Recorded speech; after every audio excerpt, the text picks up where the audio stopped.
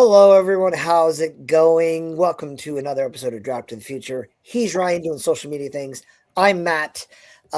We are so excited about all the things coming on today. We're going to talk to you about our top 10 edge rushers and our top 10 defensive interior linemen.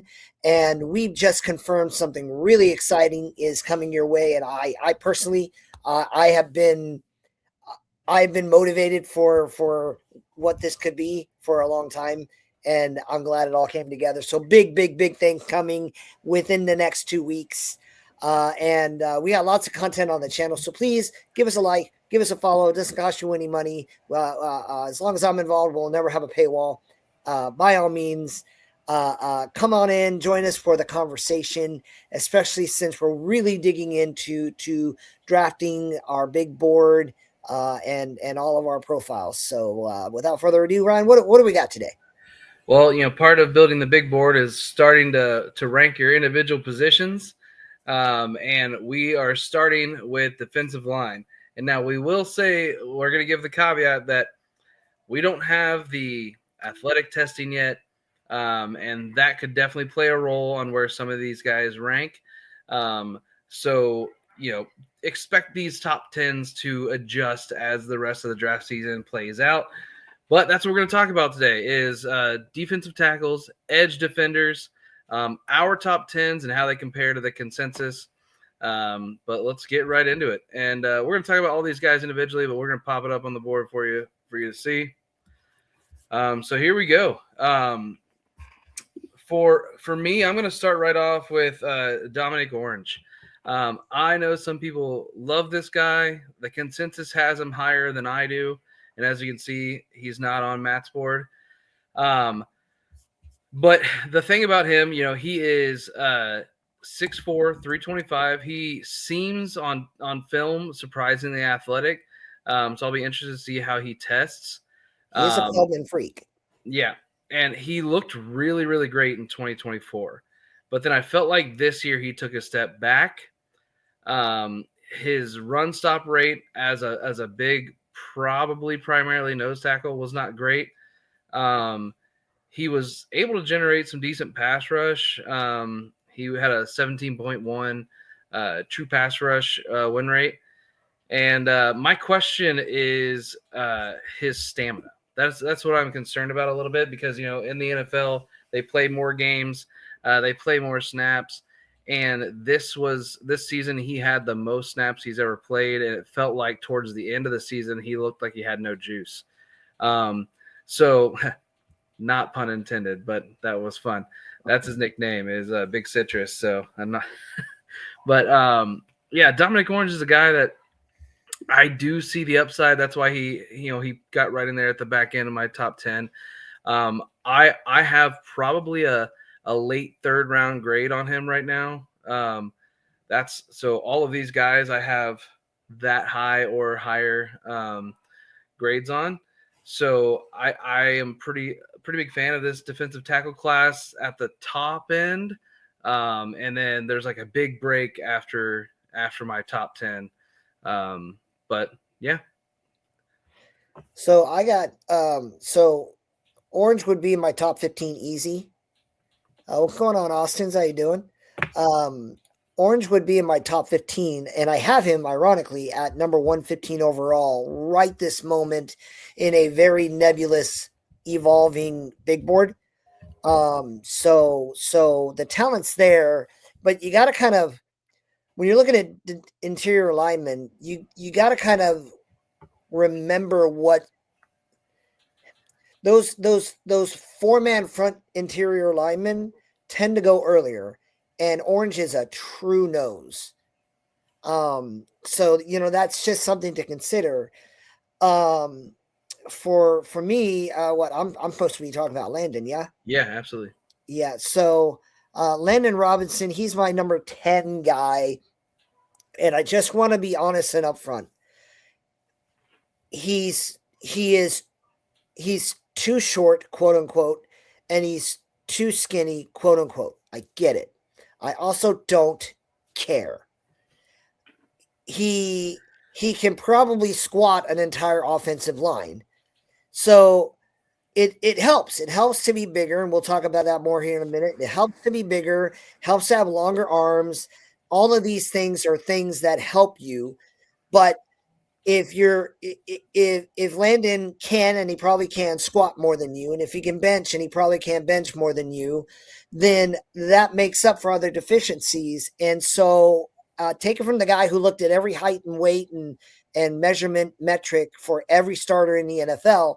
I understand he has certain limitations that would make him unique.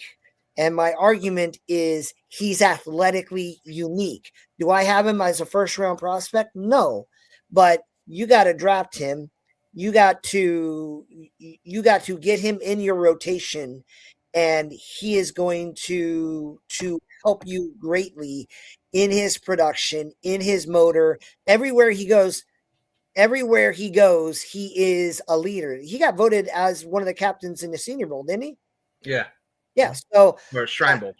Shrine Bowl. You need a guy like this in your locker room. And if you draft him late, it's a very low risk. You're drafting a guy in 6, 7 rounds. You're not really expecting a whole lot out of there. He's exactly the kind of prospect you take a chance on late in day 3.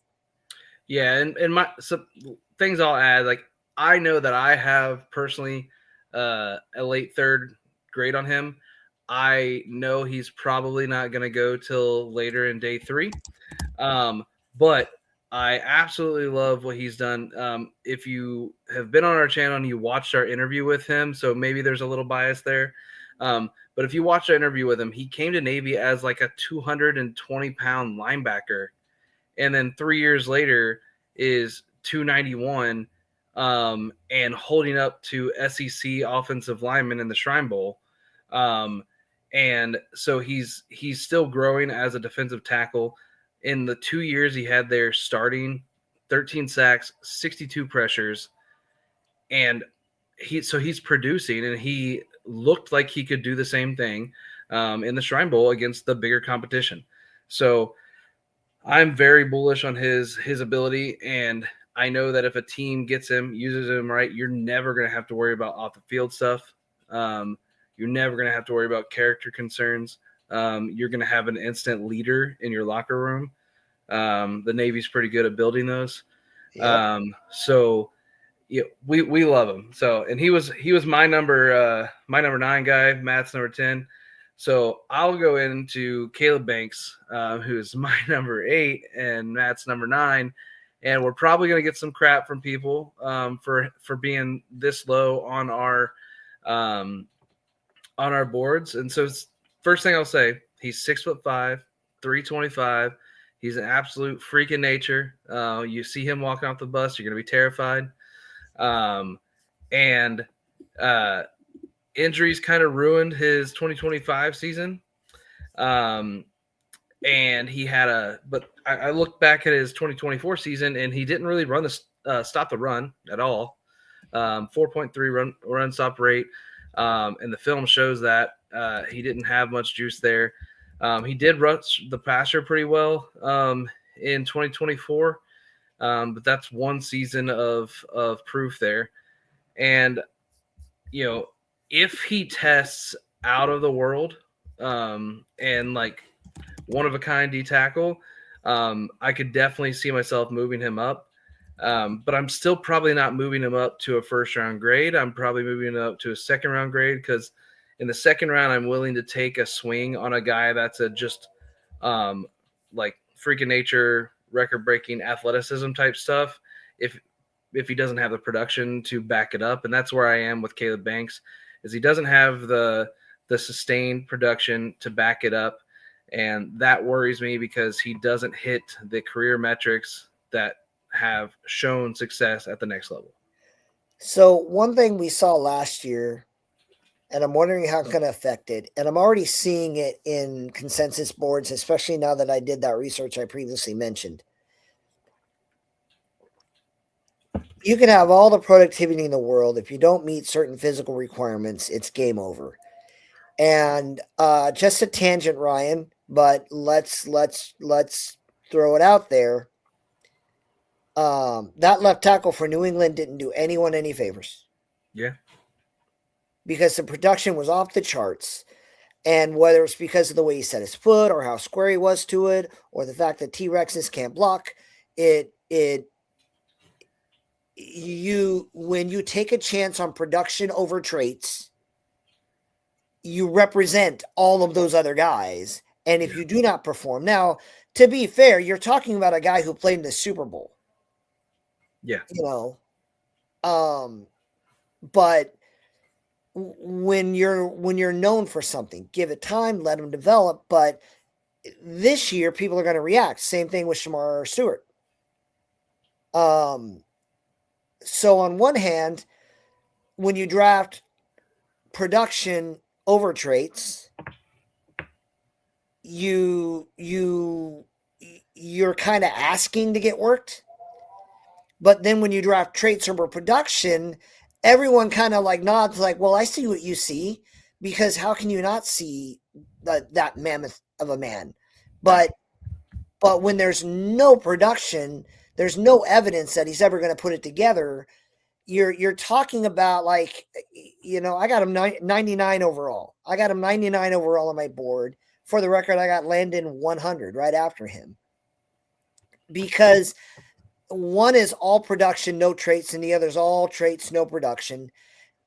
Like, Banks should be good, but will he be? And when you have question marks like that, and you're going to take a risk on all that physical talent that is obvious, when do you take a chance on that is a question I think we're going to see evolve. Yeah, and like I said, for me, my philosophy on that, especially when we're doing our shadow team stuff, is you got to have the production and the athleticism in round one, or I'm not interested. And then, round two is where I might start to swing on some guys that have one or the other. But we've kind of seen that athleticism gives you a longer leash than production probably does. And so, I'm not surprised to see guys go high. I'm just worried about, the chances of them being a bust. So I guarantee you he's probably going to have a really good time at the combine. But you want to talk about your number 8? Well, so Skylar Gill Howard, in a different way, he had a rough injury. He was on fire before his injury. He was annihilating people on a defense that was also annihilating people. So with Gill Howard, you have production that's just off the charts, and he's not the biggest guy, he's not the heaviest guy, and you're kind of looking in that same area. I think he is a 4-3 lineman. You put him in a rotation, and what really impresses me is he's what I call a 10-10 guy. He has a run stop win rate higher than 10 and a pass rush win rate higher than 10. And last year in a full season, he was an 11-12 guy. So typically speaking, when you have those metrics, especially if it's for your whole career, only one guy who had that kind of production did not produce in the NFL. So you got to take the injury concerns on stride. You have to look at, do I look at typically if you're a 4-3 guy, you're taller, but you're lighter. And if you're a nose tackle guy, you're shorter, but you're stouter. That's just kind of what the athletic profile is. And he's not tall. He is light. And that's, that's something where you want to get him in there and get him in the weight room. But right now, you dropped him in a day 3 area, and you got a guy you put in the field in a NASCAR package, and you should be really happy. Yeah, I think he would have, had he had a full healthy season, I think we're looking at potentially a round 2 guy. I think that's where he would have been. So I don't really have much to add over. You nailed it pretty well there. So I'll talk about a guy that we both have at number 7, and Darrell Jackson Jr.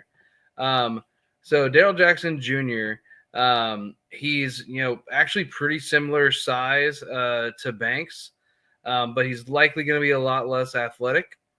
The way that I have him like described is his floor is higher because his run stopping is better. Um, so I think he gives you he's much better at one thing than he is than I think Banks is. Banks had a rough year in his pass rush, and he had a rough year in his run stopping. And Jackson at least gives you that run stop ability that you can count on to be a nose tackle, filling gaps. And in 2024, he had a really nice pass rush win rate, 21.7 in true pass sets, and he had 5 sacks. And the good thing about him is he has 3 full years as a starter, and he has shown consistent, I would say above average play, not elite play, but it's been consistent above average play. So he is that guy that is a safe 3rd round pick that you can get and you can throw into your in your probably first couple of downs of each play. You know, the run stopping plays that you're going to do. He might not be there in 3rd down early on, but he's going to be a rotational guy that can definitely add to a roster. So the thing that drives me nuts in this conversation is Banks is 6'6", and Jackson is 6'5". Mhm. They're in the same class weight-wise. And hold on, one more thing that I'm looking at here.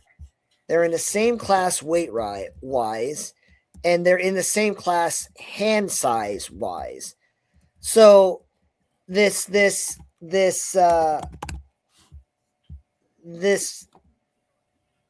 I'm not going to respond. Well, they both have 35-inch arms. Like, they're the same guy. One just has done something, and I don't understand. I think Banks is gonna he looks more athletic on film. And I think those mobility things. Yeah, that's what we're projecting. That's what they're projecting is the athleticism. So if that comes to fruition, then I understand why people take the swing on him. But I just personally am not. I think Darrell Jackson is who everyone thinks Caleb Banks is, and you can clip that. All right. You want to talk about Rayshon Benny, a guy that is probably my number 11. So Rayshon Benny is a guy I was screaming about. He was on my top list in the preseason. I had him as my number 2 defensive tackle coming into the season. That's how high on him. 6'3", 296. So he's green for go. Shorter arms, but I'm going to be honest. I don't need you to have arm length is not an issue for me when you're an interior guy. I don't understand why people talk about arm length for tackles and then say Bane has short arm, kick him into tackle. Either it matters if you're a tackle or it doesn't. And I'm not an arm length guy for interior linemen. Great hand, like good hand size. It's not like it's good enough hand size, to be fair. But you're talking about a guy who was a 10-10 guy last year in terms of run pass win rate and pass rush win rate. And so, yeah, he fell off, but we're talking 7-8. So for me, if you're above 7 in those categories, you have my attention. And then you have the clear athletic tools needed to produce. I would say this was a down year for him. That's why he started number 2 on my board and he fell all the way down to number 6 on my board. But you can't ignore the tools. You can't ignore the production. He's at worst a reliable rotation lineman. Yeah, my thing with him is the only note I put on there because you hit all the things. I'm like, I didn't see one thing that he was elite at. I was Agreed. He's solid, safe pick. Which again, I have him probably just outside my top 100, probably right around there. I can't remember off the top of my head, but he's a good player. And I mean, honestly, he's not too far off of the next guy I'll talk about. Which is your number 5, my number 6, Grayson Halton. Grayson Halton, 6'2", 291, 2-year starter at Oklahoma. What I really love about him is I feel like he uses his leverage really well in the run, despite being, a little bit of a smaller frame. And he is similar to Benny in that I don't think he does anything elite, but he does everything above average. And when I was watching him, I was like, who does he remind me of? And honestly, former Bengal, and actually former everyone in the AFC North, Larry Ogunjobi. He wasn't necessarily elite, but he was a contributor. He ended up being more of a pass rush specialist in the league, but coming out of college, their profiles looked pretty similar. So I think he could have that impact. He's going to be a good player at the next level. He's probably not going to be a 3-down guy initially at all. Maybe he could work into that with some time in the league, but I think he's going to give you quality snaps as a rookie. I think if I draft Halton in the top 100, he starts week 1, and I have no regrets. So I have 3 scores for defensive linemen, defensive tackles. And each of my 3 scores look at a defensive tackle in a different way, because some guys are all about stopping the run. That's what they do, and you need that guy. And some guys are pure pass rush specialists, and you need that guy. And some guys have a good balance, and those guys are really kind of elite. I got him above. Let me double check my math. I got him as a 9-9 guy. I got him above 70 in every single one of those metrics in my own personal formula. I think he is an absolute steal for any team looking at him. All right. You want to talk about Cade McDonald, who we have our 3 and 4 mixed, but you want to go ahead and talk about Cade McDonald?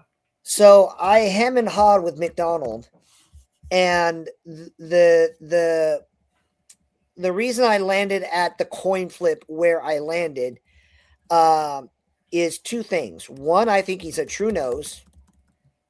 His production is truly great. It really is. I have him above 80 in 2 of my 3 metrics and above 70 in the other one. If he goes in round 1, I don't call anyone an idiot. I just think that, one, when you're a true nose, you have to be Vita Vea to go in round 1. And maybe the mobility testing will kick that up, but I don't see that. I don't see that yet. And Vita Vea had better production from a pass rush standpoint than he does. So. And that's the other area where I was going, where the pass rush juice just isn't there. So again, if you're drafting a guy and you're like, hey, you, my comp for him, and I'm sorry, Haloti Ngata. That's who I think he is. And Haloti Ngata, it's a crime that he's not in the Hall of Fame. It's an absolute crime. He's one of the greatest nose tackles of all time. He played forever too. Yeah. So that's my regard for Caden McDonald. And there were times when I'm like, do I take McDonald at 27? I might take McDonald. And if the Niners took McDonald, they won't, because they're a 4-3 guy. But like, I got no problems with McDonald as a round 1 guy. But when you're a true nose without a lot of pass rush juice, I think you fall down to round 2, and you get value for that because you already know he's an early down guy who's going to just obliterate the run fits. Yeah, I have him back half of round 1 as well in this class. And like one of the notes I have is not a single run is getting through, but he's also not going to give you much pass rush pressure. So pretty much have the same thoughts on him. And so I'll talk about your number 3, my number 4, Christian Miller. And so he's 6'3", 305. He has been very strong against the run. And my question is the reason he's been strong against the run but inconsistent and not a ton of production in the pass is because of how Georgia used him or because of lack of ability? Like, he looks like he has more athleticism than I've seen. So it'll be interesting to see how testing goes with him. But right now he reminds me of what Chris Jenkins looked like at Michigan, who the Bengals have on a roster. And, he's been okay against the run. but hasn't given much at all in the pass rush. And that is my fear for Christian Miller, which is why I put him behind Cade McDonald, because I trust Cade McDonald to be elite at one thing at least. And I'm not sure that Christian Miller is. But I think he has upside. And if he's put in the right system, on the right team, with some talent around him, I think he can be pretty solid. Anything to add on him? So this is a thing that I want you to speak to. You have more regard for true pass set win rate than I do. Yeah. I don't have zero regard. It's on my chart. It's a thing I pay attention to. But when you speak about his lack of pass rush juice, you are speaking with respect to true pass sets. And you want to talk about why that's a bigger thing for you. For me, the reason that matters a lot is because the way that metric works is it is on a clear passing down, is that person getting pressure? Like, everybody knows they're throwing. It's a clear passing play. I'm sure there's a better way to speak about how they actually view it. But that's, in summary, pretty much what it is.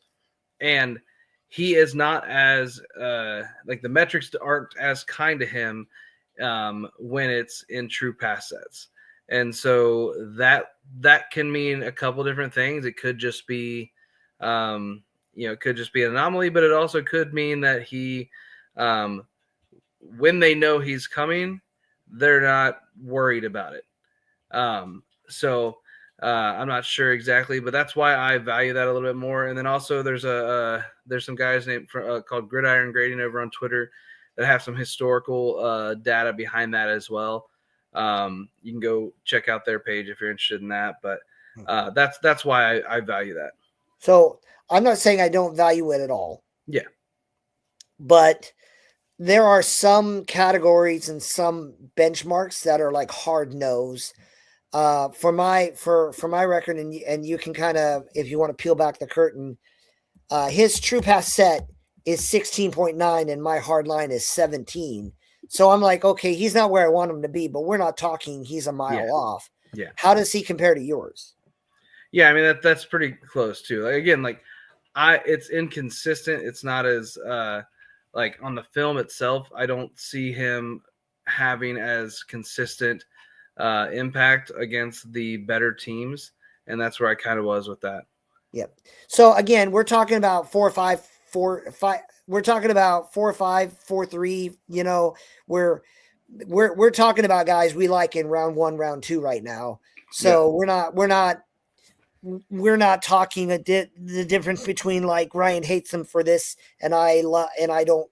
We're for me, I saw value in talking about how we look at consistency, especially before, because Ryan probably grinded more film. Like, I would be shocked if he didn't. I get most of my film done after the combine. And so I look at that data and then I look at the film because we're both data-driven, film confirmed. I just don't have the kind of time that I would enjoy, especially when the NFL season's going. I'm kind of like a head coach in that one. I'm doing a lot of stuff in that regard. So a lot's going to shake out once I get all my mobility testing in, and then once I can really start grinding tape. Yeah, you want since we have the same top 2, you want to talk about Lee or you want to talk about Peter?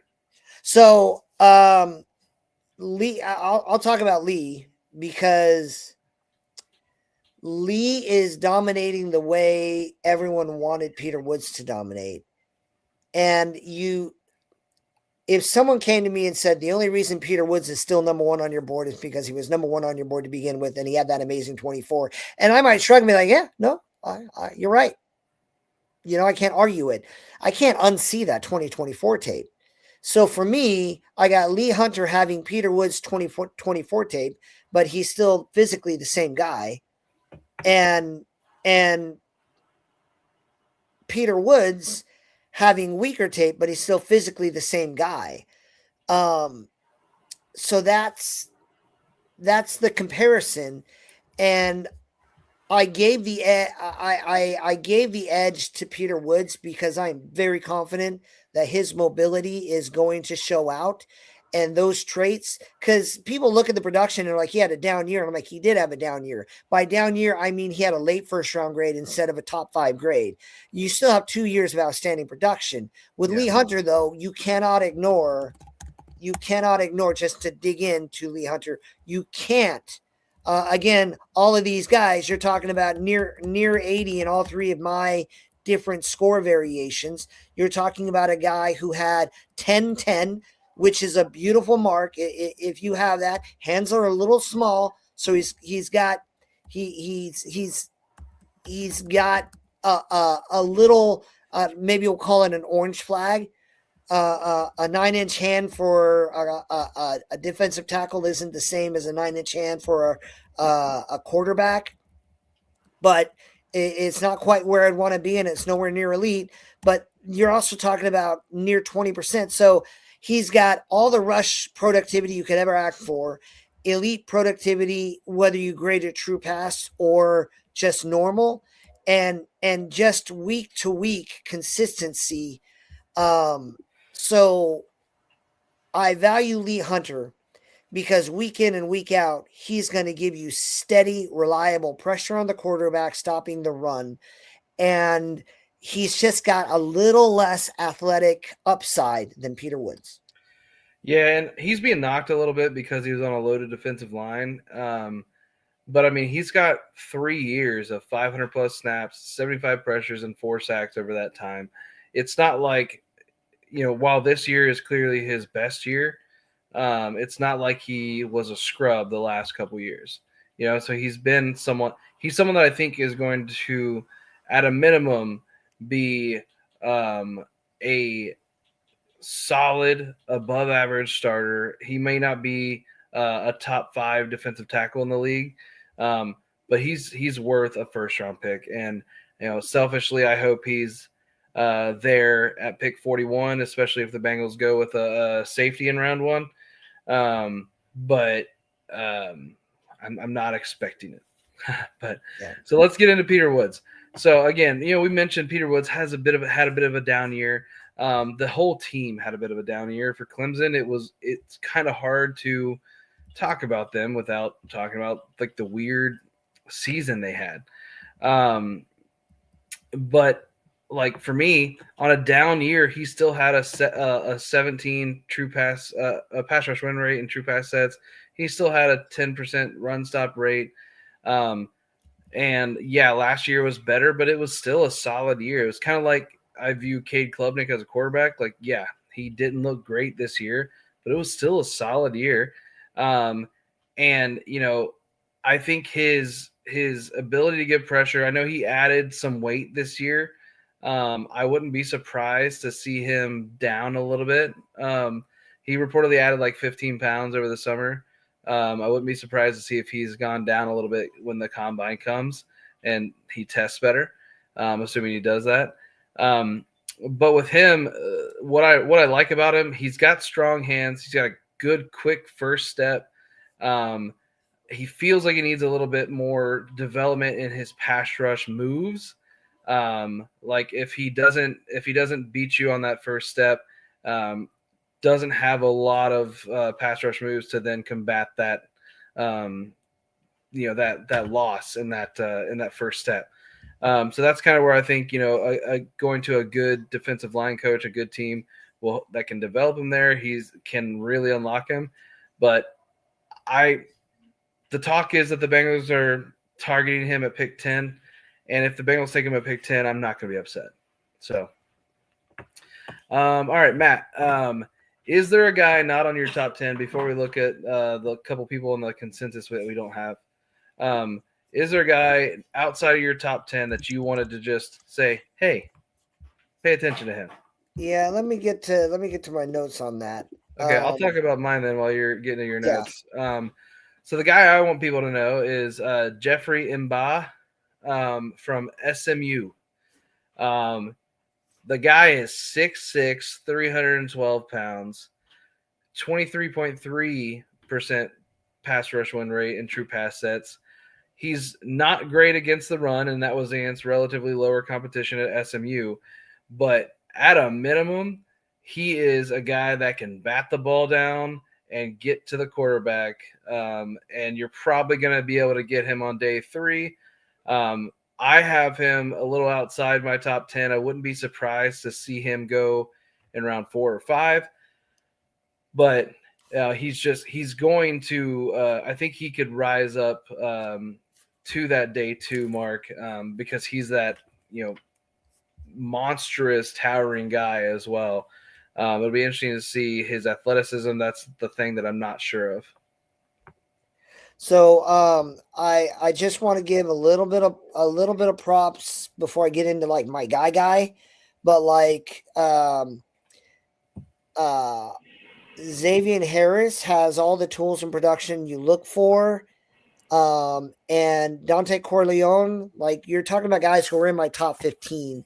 But a guy I have literally at number 11 is Jeremiah Williams out of Texas Tech. And I want to explain why. I think he's a 4-3 guy. He's a little short for a 4-3 line area, but I think the world of him. So he's got 11.6 run stop win rate and a 13 pass rush win rate. The knock on him and a case study that I'm going to be able to evaluate is those true pass sets is under 15. It's 13.4. And that is a red flag that some people are going to see. And this is something that I'll be able to monitor and ask myself, okay, how telling is that? But you're talking about a guy who has good enough height and weight, and really great production in terms of, stopping the rush. I think he's got pass rush juice, but this will be my case study. I really like the guy, and I got to be honest. If you don't know who Jeremiah Williams is, for the record, I haven't mentioned it yet. He's a Jackson State guy, and I started like Jackson State had my attention when Deion took over, and every now and again I peek in on them, and his data as an HBCU guy is low, so it doesn't do him any favors as an HBCU guy. And he's got a couple other things that are going to warrant it. But I really do have him number 11 on my list. And he's probably going to be a UDFA. He's probably going to get a tryout guy. And it's probably going to be like, we were talking about a guy last year. And I still can't for the life of me figure out why he only got a couple tryouts and nothing. So I hope he gets a chance. Because I don't know what's wrong with him other than, how does he do against that pass rush? And I'd sure at least like to give him a shot and see what he can do. And I think he deserves a chance, and I love giving HBCU guys a shout out. Yeah. And so the next thing we'll look at, good old AI helped me make this little graphic here. The consensus guys are in the middle here. I apologize for the people it made. Doesn't quite match what the actual people look like, but that's all right. So it talks about the outliers, the players that neither one of us have, and that is Dante Corleone in our top 10 and Tim Keenan in our top 10. So Dante Corleone, for me, Matt talked about him a little bit. 2 years ago, he was an absolute stud. Then he had some medical issues last year. And he's definitely a high character guy as a Bearcats fan. And he reportedly was pretty heavyweight when it came to the Shrine Bowl. So it's going to be interesting to see if he does anything at the Combine. I hope that he is ready for it and does that, because if not, he could definitely drop to late day 3. If that happens and my Bengals get him, I won't be upset. But for his sake, I hope that he's able to go higher. And then Tim Keenan, Yeah, I mean, he was bad against the run and bad in the pass and doesn't look like an athlete to me. So, I seriously have questions about his athletic profile. yeah, so I don't know why he's top 10 consensus right now.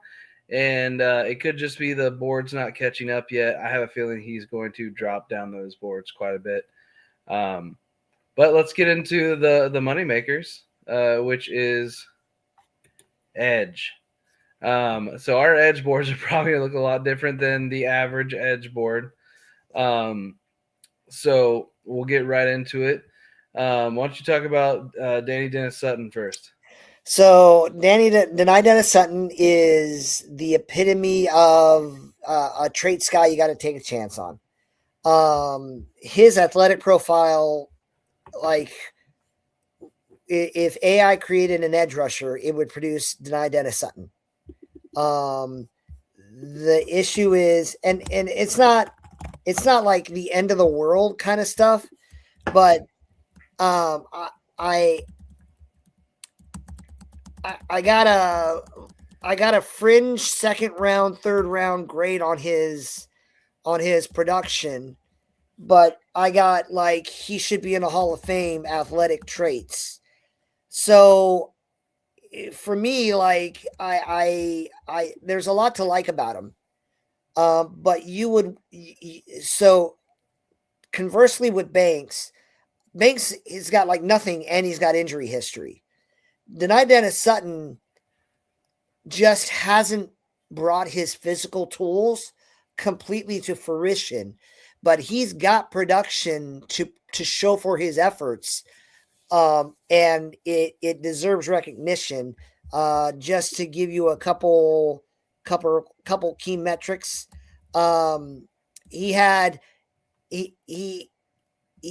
I track how many sacks you have per pressure, and he tracks at 13%, which is right up there with Ruben Bain, way above Keldrick Falk. And there are guys who are way better because again, I'm looking at a guy. I'm like, how he's the kind of guy. I'm like, how long do I let him fall before I can't pass up those tools? And that production gives me just enough to make it way more tempting than someone who's all traits and no production. Yeah, I like him. He's just outside. I think he's probably 12 or 13 for me. But Romello Height is a guy we both have. Yeah, he's a lighter player. And one of the reasons I think he's a little lower for me too is he's got 4 schools in 6 years and nowhere in the NIL world, but jumping around like that is not something that I'm necessarily keen on. And he's also a guy that I don't see playing the run at the next level at all. He is going to be a pass rush specialist, especially early on in his career, where all he does is get brought in on clear passing downs. So that's why he's lower on my board. Again, with him, my top 10 are all probably at worst day 2 guys. Romello Height is a guy that I could see going in round 3, round 2. And I have – it's weird for me. My board this year is kind of like I have like a little cliff. Like hits round 3, and then after that, I don't have anybody for a little bit at that position, dropping down to probably like round 5. So that's where I'm at with him. And then you want to talk about Keldrick Falk? Keldrick Falk, right? Yeah. So Keldrick Falk, I'm a Niner fan, and I struggle. Like once I finish a draft, I completely forget everyone's names. The Niners drafted Keldrick Falk last year, and he got injured. And now there's another Keldrick Falk is like another version of that guy. Michael Williams. Yeah, 6'6", 288, arms longer than Freddy Krueger in the original Nightmare on Elm Street.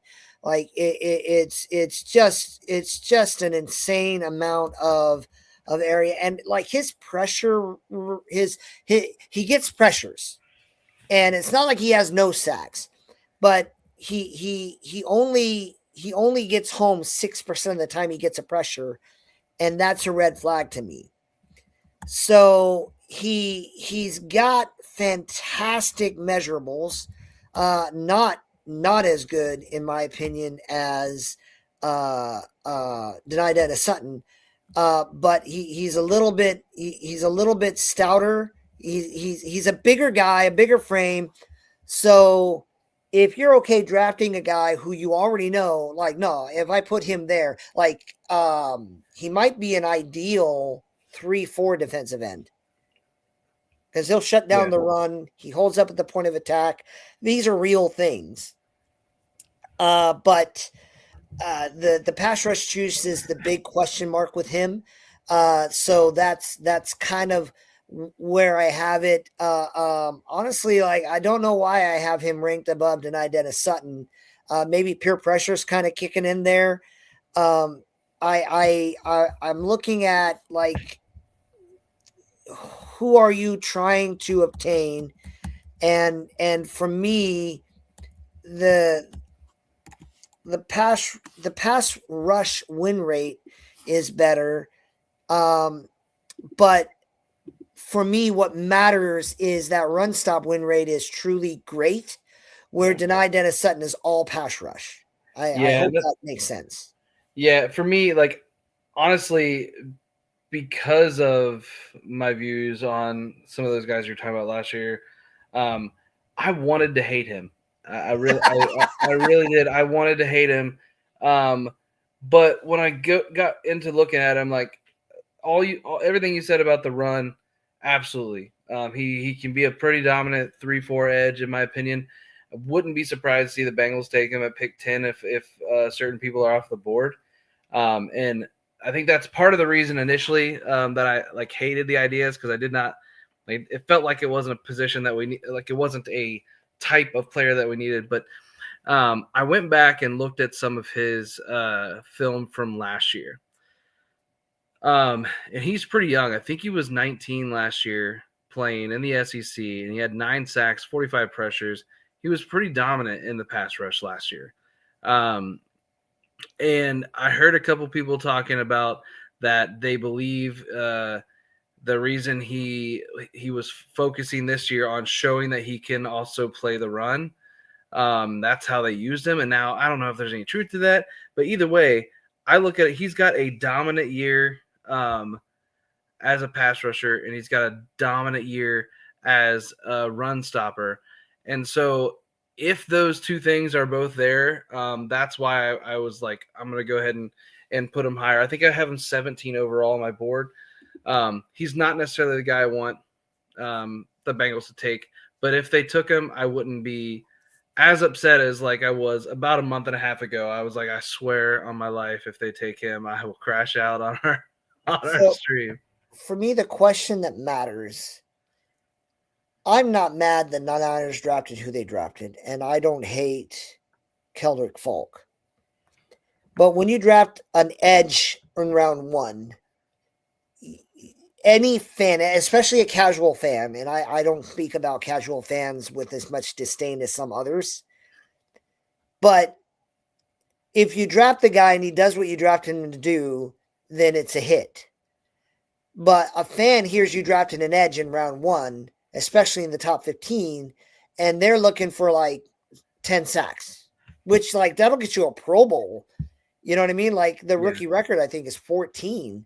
So it's the problem with taking a run stopping, edge setting defensive end high is the fans expect a pass rushing marvel. And even if he does what you expect him to do, he's naturally going to disappoint. And that's not fair to the player. Yeah. Yeah. So, all right. So I'll go on to my number 9 guy, Nadame Tucker, I believe is how it's pronounced. Love him. Western Michigan. Man, he's a fun guy. This was his senior year, and he had an insane year where he basically won every pass rush rep. And he's not horrible in the run, while it's not his like forte.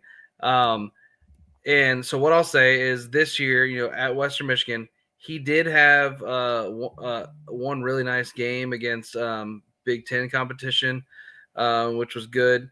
But my question here is, why didn't it work out at Houston where he was before? Was the competition the issue? He did look good in the All-Star games. I can't remember if he was at the senior. I think he was a senior. So he looks like a guy that can provide some, pass rush juice. I have a round 3 grade on him, and we'll see where he goes. But it is a little concerning, the fact that he only did it his senior year at Western Michigan instead of the time that he was at Houston. Didn't seem to be able to make an impact. So I do love him in his play. Do the 32.13 inch arms and barely 9-inch hands bother you at all? A little bit. Those are my red flags. Yeah, a little bit, but not a ton, but a little bit. Right. So you want to talk about Derek Moore? I do want to talk about Derek Moore, because when I look at Derek Moore, the more I see him, the more I like him. He was my preseason number 5 overall. How'd that hold up now that I think about it? Okay, he fell a little bit from my preseason, but I really like it when I like a guy at the beginning of the year and he's still like a good guy at the end of the year. Conversely, so Derek Moore and Nadame Tucker, they are both masters at getting home. You're talking about 24% for Tucker and 28%. And again, this is the percentage of time there's a pressure, how much of that turns into a sack. And for both of them, it's above 20%. Derek Moore's at 28%. So if he gets a pressure, that quarterback is going down like almost a third of the time. 34.25 inch arms, 9.25 inch hands. He's stout at the point of attack. But is he the question is he a 4-down lineman? Is he a 3-down lineman? Because because the difference between him and Nadame is Derek Moore's run stop rate is 5.5. If you pound the table and tell me he is a situational pass rusher, I can't argue with you. But man, that's a pretty good situational pass rusher. Yeah. And yeah, my thing for him is I am going to be interested in his athletic testing, specifically agility drills. Yep. Because he looked stiff at times when watching him. And so it'll be interesting to see how he does there. I could definitely see him as a guy that moves up my board. Actually, I don't know. I feel like he's probably going to be pretty chill where he's at 6. But just because I like the guys above him better. But all right, I'll talk about TJ Parker, who we both have, and you have a little higher than I do. But TJ Parker, another weird Clemson player, had a down year compared to what he was in 2024. He was actually dominant in 2024. In 2024, he looked pretty incredible, and so people were expecting some insane things from him this year. His win rate went down a little bit this year, along with his run stopping, but he's got all the tools that you want in a player. And he feels like a guy that might take a little time to develop. That's why I've dropped him down to that round 3 range for me. Because I think he's just going to take time to develop, similar to what Myles Murphy was for the Bengals. Didn't have like a developed pass rush plan and took some time. Now he's starting to look good now. He looked good this year 3, but he's a guy that I don't think is going to have a major impact in year 1. And I could be wrong because he did look really good in 2024. But so did you drop?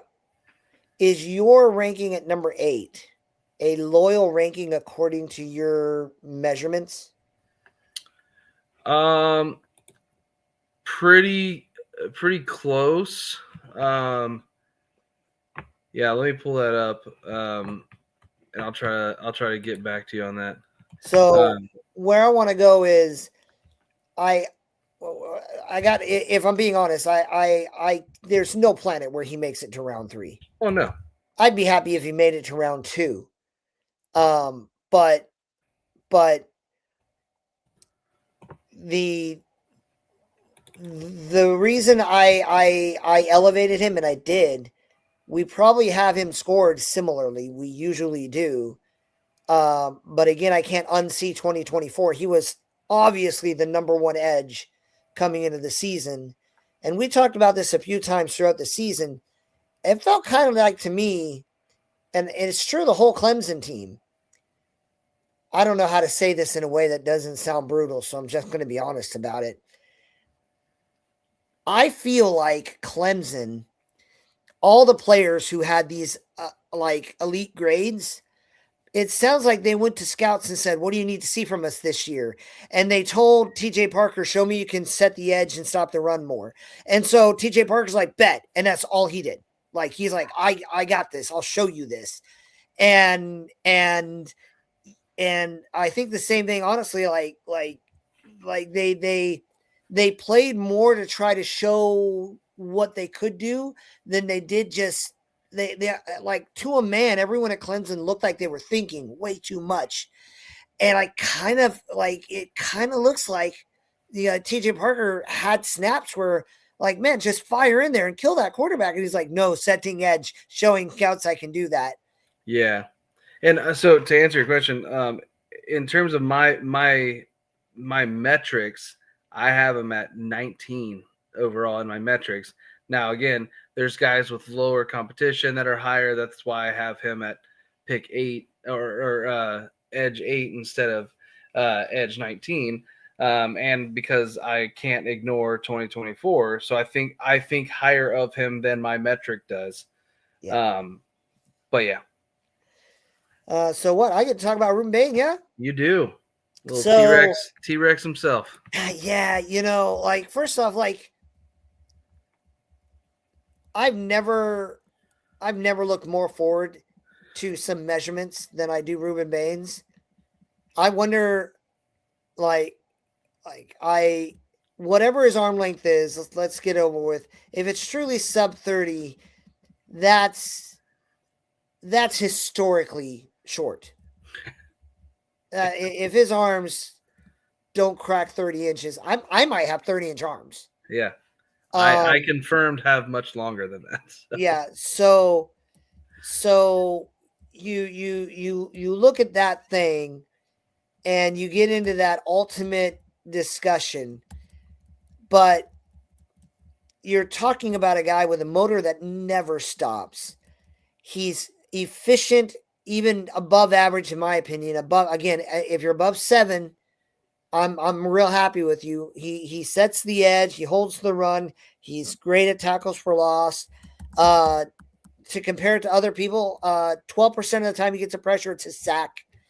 And when you combine that motor and that kind of stuff, he might fall in my draft because I cannot ride with literally the shortest arms in measurement history. But if he hits 31.5, he's going to fly at my draft board. And then we got to see those other ones, because I did some digging. Micah Parsons has 31.5-inch arms. That is also hilariously small. But Micah Parsons is like, he might be the record holder for like 4 other different metrics. Yeah, insane athlete. So why people talk about these things, and even with the left tackle for New England, long arms helps you make up for low mobility. And when you have high mobility and good center of gravity, you don't need those long arms, because you can fire in, you can get off the ball, and his snap off the ball is just redonkulous. Just redonkulous.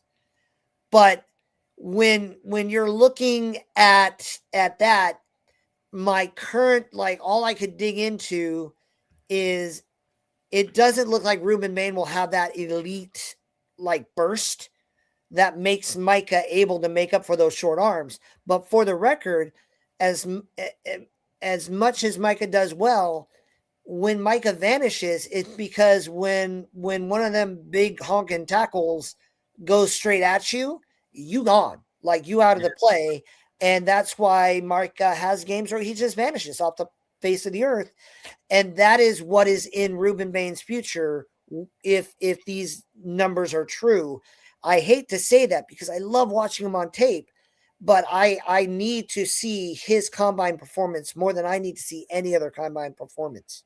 Yeah, and I'll just say, Rueben Bain may be a T-Rex, but he does wreck O-lines. And that's something that I just can't ignore. That's why I stuck with him at 2.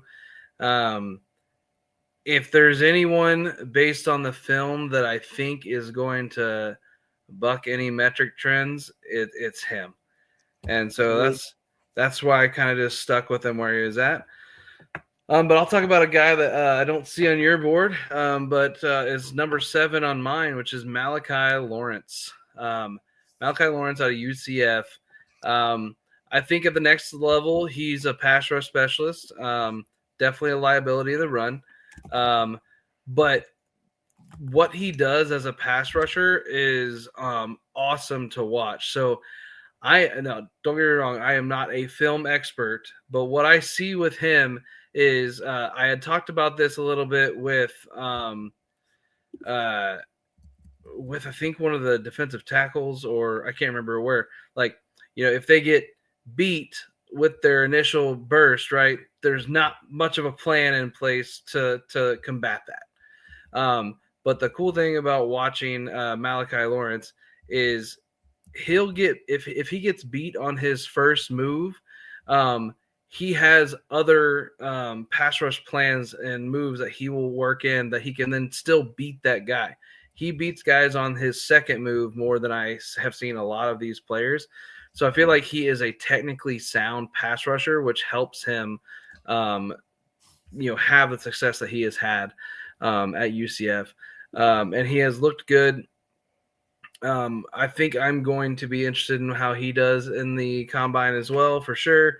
Because if he tests like a crazy athlete to go along with the success he had at UCF, then I think that'll shoot him up some people's boards. But I know there's a handful of guys over on like Draft Professor, stuff like that really love him. For my misspelling of Messidor's name, like that's okay. Yeah, can you kill that? Is that like a thing we can do live? I will see what I can do. Let's check. But why don't you go ahead and talk about him while you're there? So yeah, I was looking at Messidor. So I genuinely believe that Messidor is the better NFL talent than Rueben Bain. I am not talking the difference between round 1 and round 20 or anything. I'm talking about top 5 versus top 10. So, before you light me up in the comments, we are talking about even early in the season. Like, I saw Rueben Bain. I have eyeballs. I watch games. But I could not unsee Messidor. And you're talking about a guy who's 6'3", 280. And he just kept flashing. He gets home 18% of the time he gets a pressure.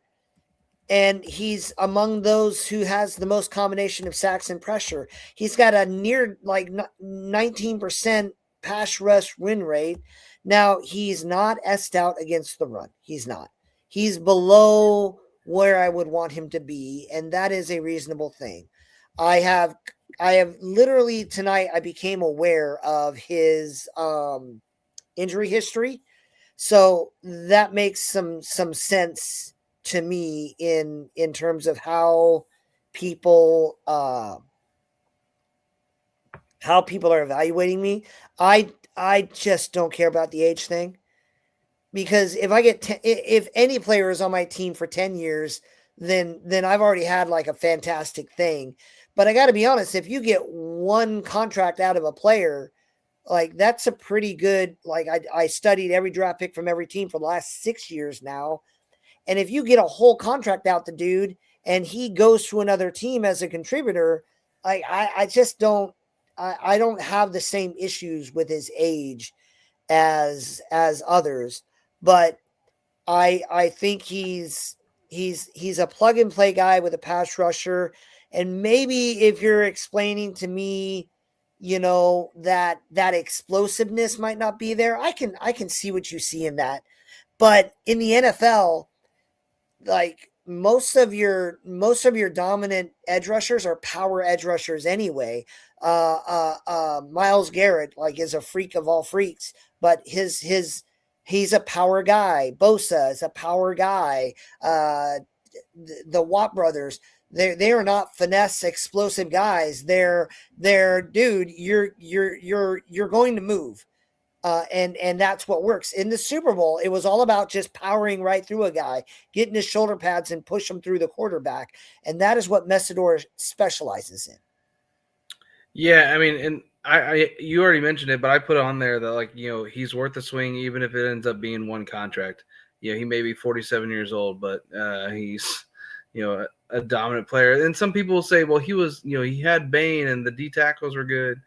But again, I'm less worried about that. I think he's going to be an instant impact guy.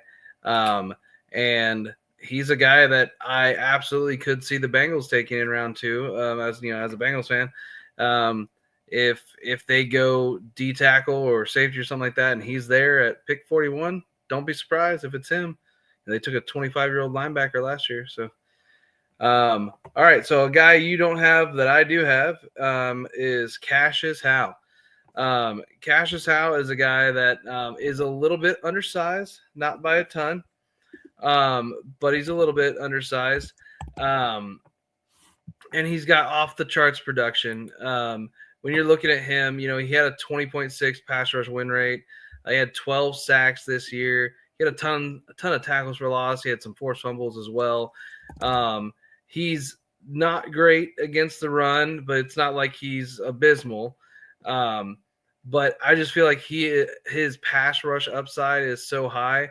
Now if he goes in and measures a lot lower than what the measurements say, and his size profile ends up being much more of an outlier, then he might move down my board. He'll probably still stay in my top 10.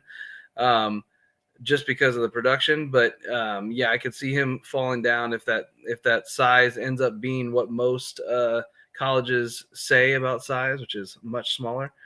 But he was dominant at Bowling Green, where my alma mater, and then he took a year to get going at Texas A&M, but then he was dominant again this year. So he's proven that he can do it against the higher competition.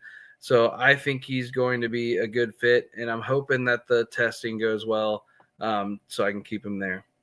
So I see Howell, and I got him in my top 100.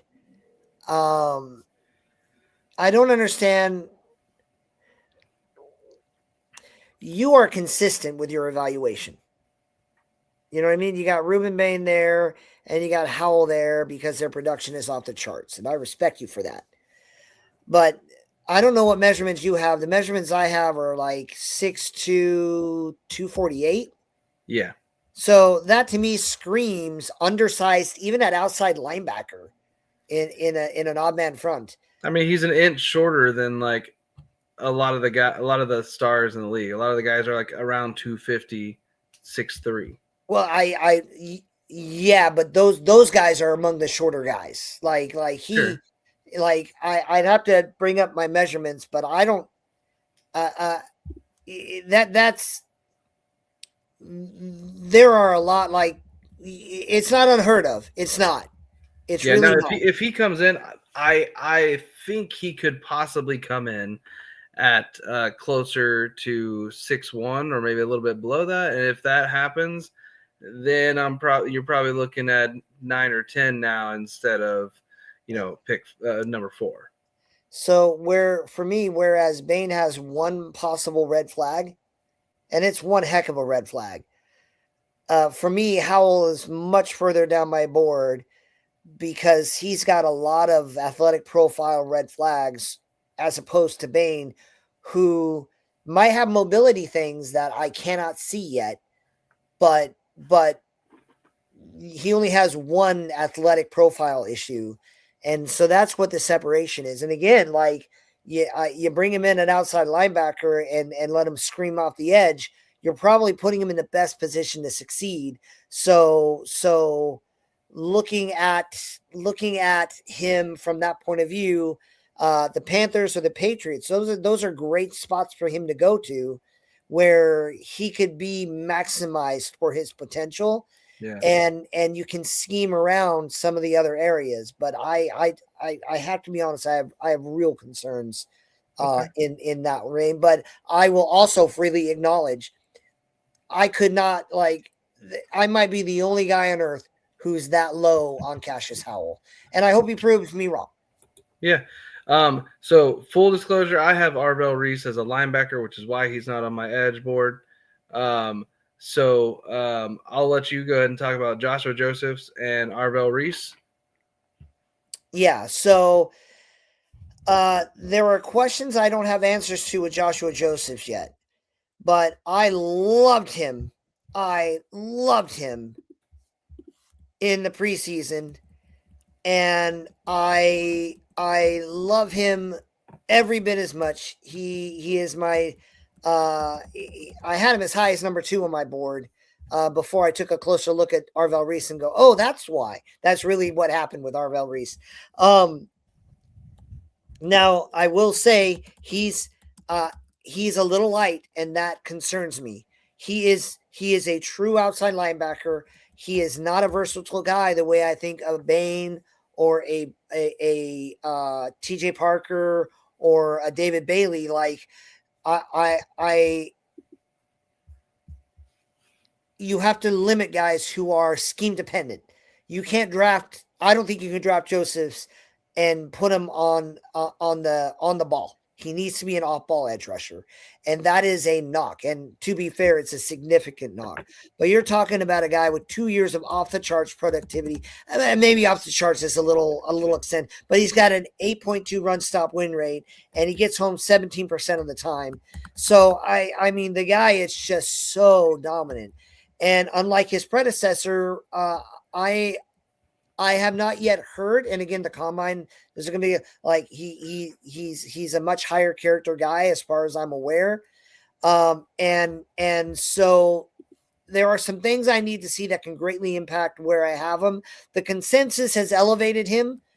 Usually, when Ryan and I like a guy, the consensus is like, oh, they like him, and they move him up like 2 rounds. So coming into the season, he was 65. He's all the way to like 60 right now, I think. He's definitely a 60 something. And I think like, I think he's unquestionably a great guy. I have a first round grade, top 15. I have number 15 on my board. I could not love his pass rushing upside more, but I am worried about his weight, and I don't know much about his other skill sets at the moment. So this could swing very quickly the other way. Yeah, so I need to I need to go back and look at him, is what I have written down. If the rumored measurements end up being true, and he tests like an athletic freak, and his rumored arm length is basically similar to what Donovan Ezraku was last year, which is a crazy long arms, then I'm a little less worried about that weight. My concern was he didn't seem like much of a factor the second half of this season. So like the early season stuff looked great, but then he wasn't much later on. And he was used so situationally, which is what Tennessee likes to do. But yeah, I definitely see where he is. He's not far down on my board. I think he's 12 on my edge list. So he is a guy that absolutely, depending on the combine, can jump into my top 10 without question. So with Arvell Reese, we have another one of those. Arvell Reese's potential is what everybody sees. Arvell Reese's last college season was like a beautiful woman's seductive whisper in your ear. And who's not going to turn their head when that happens? I've been doing a lot of seductive women things. I'm happily married, for the record. I love my wife. Your analogies have been wild lately. And I love the sound of my wife's voice. I'm literally thinking about it right now. When she calls me on the phone, I get very distracted. So the analogy applies, though, because his production is not all that different. I'm sorry. He's not that far off from TJ Parker. Yeah. I have them like very far away, but like we have above 7 run stop win rate. His pass rush win rate is better, but here's the thing that finally sold me. One, when I was first studying him, I thought he, just like with Joshua Josephs, he's only an outside linebacker. He's probably best as an outside linebacker, but he has enough stoutness to be on the line, although I don't think that's his best spot. But when you have enough versatility, you can do different things with him, and I appreciate that. He is not Myles Garrett. He's not. But he gets home 35% of the time. If he gets near you, you're going to die if you're a quarterback. That's all there is to it. And you cannot ignore that. When you now, what I will point out, though, is if you add up his pressures and sacks, it's only 31. And you compare it to Parker, he's got 47. So the projection on him is tempting, and it's so tempting you have to consider it. I don't have him as a lock at number 2. I have him, I think, number 10 or 11 on my big board. He's literally 11 on mine. Yeah. So when you look at him as a prospect, I see the potential, but I must acknowledge it's just potential at the moment. And one of my favorite phrases at where I teach with my students is I tell them potential doesn't actually do anything. And so that's my 10 cents. What do you got, Ryan? Yeah, I mean, I like him. I don't know where he'll play. I have him pretty high on my board, number 11 overall. But yeah, as of right now, I agree with Austin's here. I view him more as a linebacker right now. And that's why I don't have him on my top 10 here. But we'll see what the league does. It entirely depends on where he goes. What linebacker, Matt can Google a question, okay, was drafted in the top 5 in the NFL? Devin White. How'd that go? Like, I mean, he's had it. Yeah. I personally think he's better than that, but like, okay, like it, all I'm saying is like, look, anyone who tells me he's a linebacker, like, you make sense because you have him top 10, top 11. That makes sense. Yeah. But if someone's like, oh, I have Arvell Reese as a linebacker, I'm like, bet. So you got him like top 5. Like, no, he's number 2 lock. I'm all, no off-ball linebacker is going number 2 overall. There is no planet where you draft a linebacker. I can see it happening, but we'll see. They'll draft him, but he's going to play edge. That's why you draft a guy number 2 overall. Yeah. But all right, so our last guy, our consensus number 1 here for the two of us is David Bailey. I watched him all season as part of our player profiles. This is a very validating one for me, is what it feels like, because I saw what he was doing at Stanford, and I was like, man, this guy, if he can show what he can do a little bit more against the run, he's going to just like blow up the draft boards. And then what did he do this year? He consistently showed that he has improved his play against the run, and he can be an every down player. David Bailey can be an every down player. He's got speed and power. He's a game wrecker. He bats balls down. He'll go drop back in coverage and still be pretty impressive. The wildest thing, in 4 years in either the Big 10 or Big 12, he has 30 sacks and 172 pressures in 4 years. That is just absurd production. And the thing for me is he has consistently improved every year. And I know some people question his bend and ability around getting around the edge that way, but I don't care. I think he's got the speed to power combination that's going to work at the next level. And I think he's going to be a dominant edge for years to come. Yeah. I'm pretty sure I have number 2 overall on my board. Yeah. He's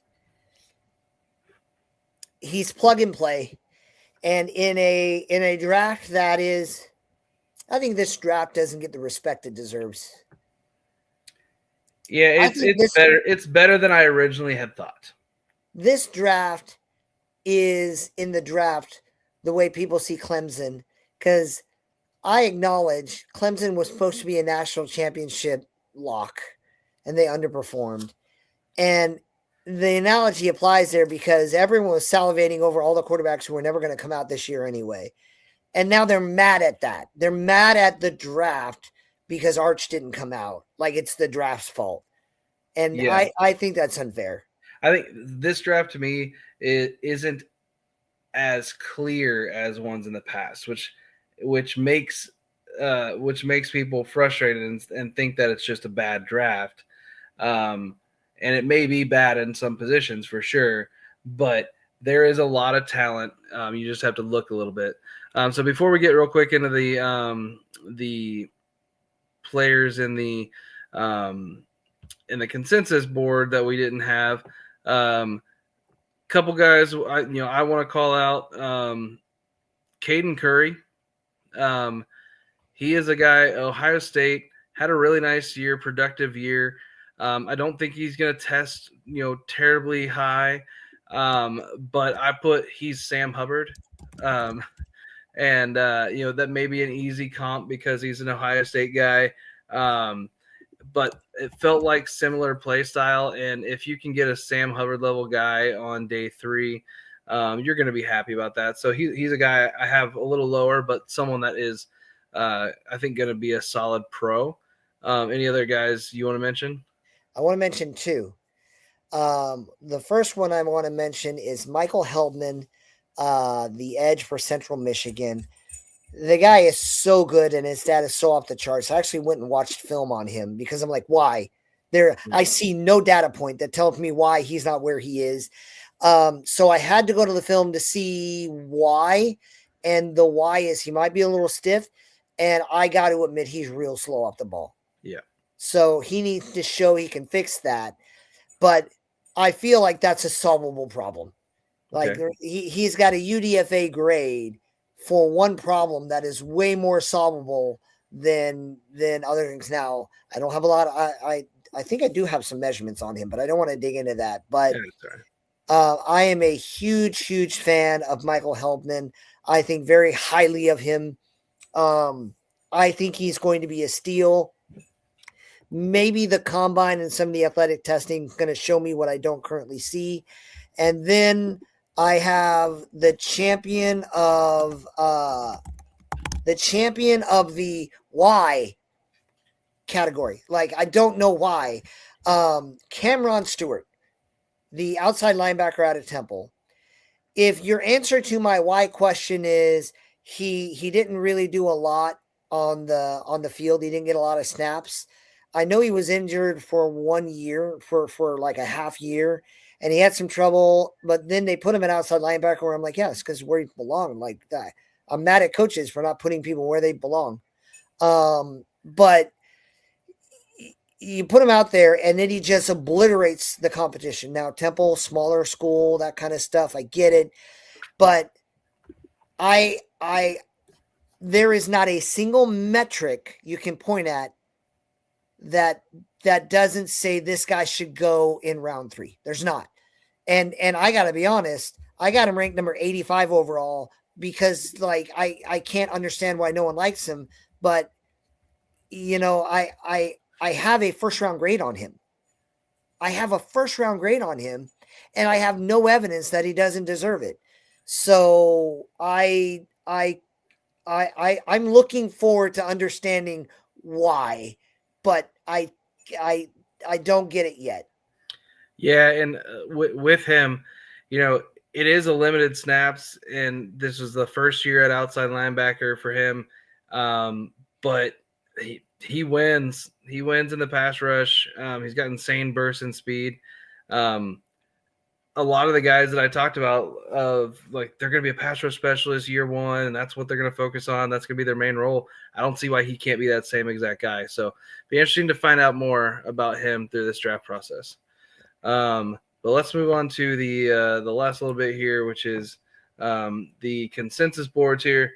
We had 7 players that the two of us were in on together, and then we had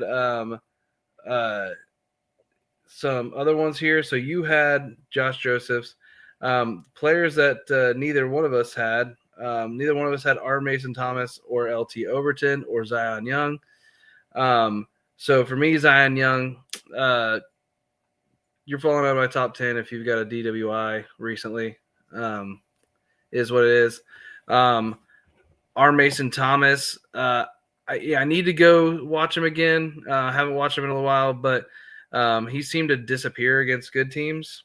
And then LT Overton, probably a 3-4 edge. And didn't look like he was the same guy this year. He really had like one solid year. And I'm not sure about his athleticism there. Any input on those guys? So I'm pretty high on R. Mason Thomas. He's probably in my top 15. I'm with you on Zion Young. I'm waiting for more data to come around because you want some grace, you want some area, but I can't give you first round money if you can't handle NIL money. I would be afraid to give you round 1 money. Yeah. Without the opportunity to talk to a young man and really get a sense for what he's learned from this and how he's going to grow and how he's going to manage his decisions better. But for R. Mason Thomas, I think I had him like number 3 on my board last year as an edge rusher. And I'm still pretty high on him. He's just like, for me, like when you have to be Joshua Joseph special to be a strict outside linebacker. And I see a little bit of separation between the two. So I have love for R. Mason Thomas.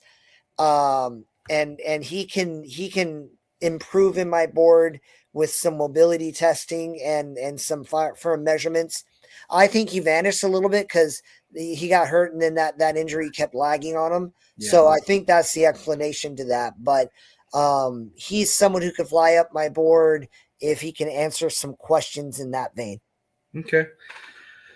So that's what we got for you today. That was, we just went through, over 40 players. And those players are going to adjust and move around a little bit. But that's our D line. We're going to have a little bit more time on some future shows where we'll be able to talk about individual players a little bit more. Because we're going to be focusing on individual positions. I'll double check here. I think we have what's the plan for next week? I've got it here. Next week is linebackers, which linebackers deep class. Love that class. So we're going to talk about our top 10 next week. And we'll hopefully have some other content coming out for you soon. I do want to give a shout out to Austin's Art. Appreciate the comments. Love the engagement there from you. And anything you want to leave them with, Matt, before we call it a night? No, looking forward to digging into these players and really starting to put together big boards. I'm just glad to be full in on draft season. And we're excited about some of the things coming up, man. Yeah. So as always, like and subscribe, hit the notifications if you want to get notified of all the stuff we're going to have over the next few months. And we'll see you next week.